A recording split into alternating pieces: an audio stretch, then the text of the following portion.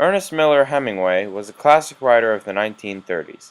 Born in Illinois and schooled as a newspaper writer in Chicago and Europe, Hemingway journeyed across the globe writing about war and love in Paris and Cuba.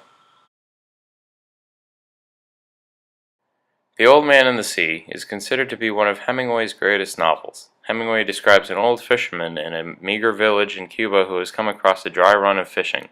The book outlines much of the old man's life, including his deep love of baseball.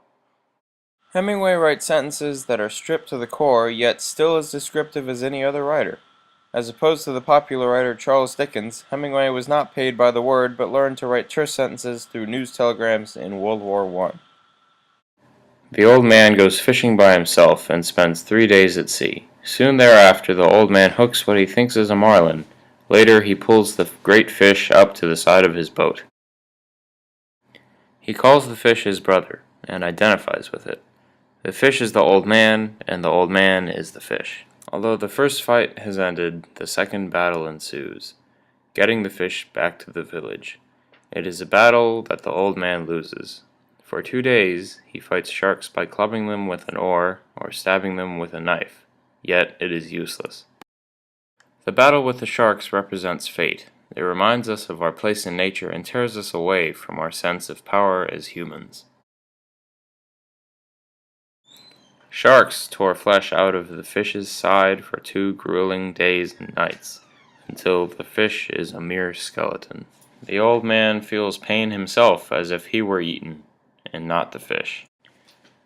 The old man loses his knife and harpoon over the edge of the boat during the fight. Left with nothing but his mutilated fish, he maintains his course towards the village. The old man views the fish as great, and that no one is worthy to eat him. The old man represents an endless pursuit in life, almost like a contender in an arena.